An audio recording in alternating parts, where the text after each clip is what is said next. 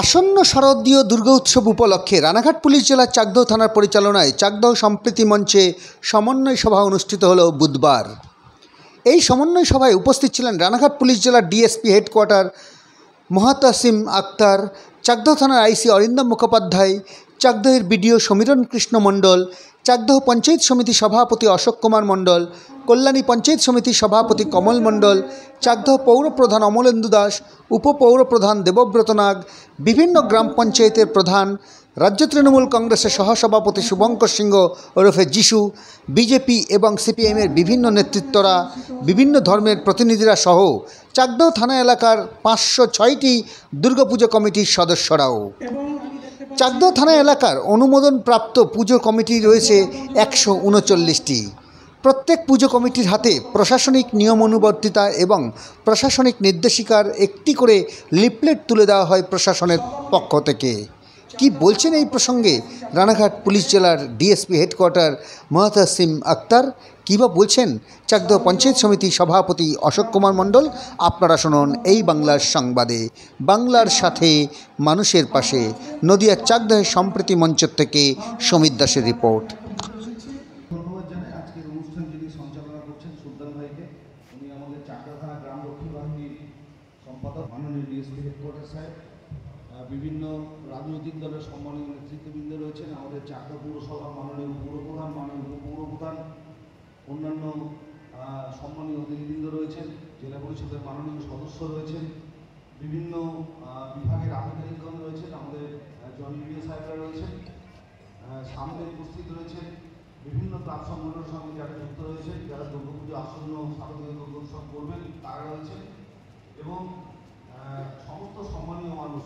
মানে আমি সত্যিই আপ্লুত, যেটা আমি বারবারই বলে থাকি যে চাকদহ থানা আমরা কে কোন রাজনৈতিক দলের সঙ্গে যুক্ত বা কে কোথায় চাকরি করি বা যারা সরকারি অনুদান পেয়ে থাকেন তার সংখ্যা হচ্ছে 129।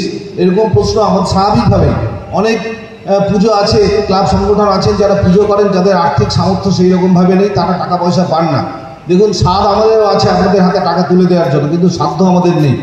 তার কারণ হচ্ছে যে এক্ষেত্রে অনেকেই আমাদের কাছে আবেদন করেন, থানায় যান, কিন্তু সরাসরি কিন্তু আমাদের করার মতন কিচ্ছু থাকে না।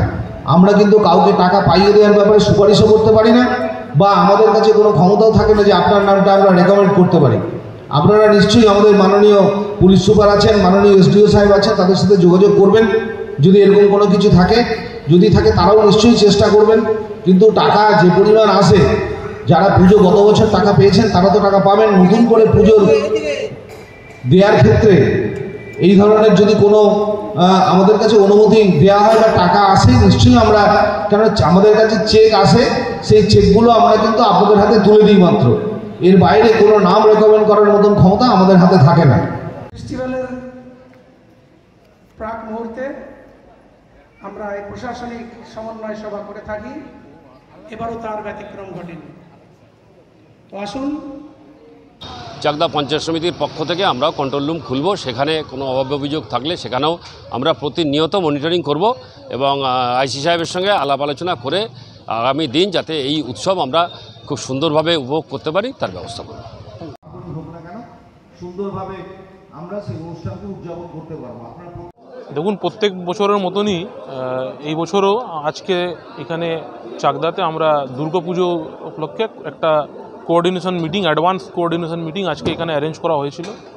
এই মিটিংয়ে সকল পুজো কমিটিগুলো, এখানে বিভিন্ন পলিটিক্যাল পার্টির রিপ্রেজেন্টেটিভরা, বিশিষ্ট ব্যক্তিগণরা, কাউন্সিলর্স, প্রধান, চেয়ারম্যান এবং অন্যান্য আরও বিশিষ্ট ব্যক্তিগণরা সবাই এখানে এসেছিলেন এবং সরকারি আধিকারিকরাও ছিলেন, জয়েন্ট বিডিও সাহেব ওনারা সবাই ছিলেন।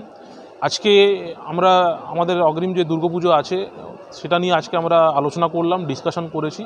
আমাদের চাকদহ থানার আন্ডারে টোটাল 506টা পুজো আছে, তার মধ্যে 139 পারমিটেড পুজো আছে।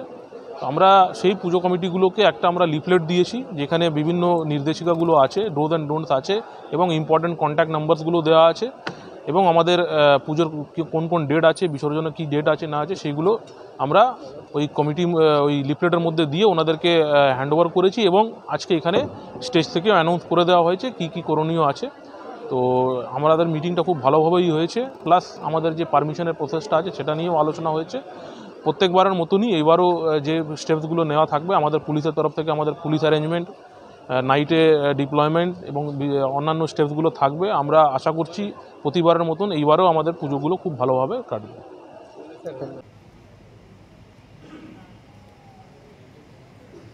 ইতিমধ্যেই আমাদের মাঝে উপস্থিত রয়েছেন আমাদের আজকের এই সমন্বয় সভার যিনি কনভেনার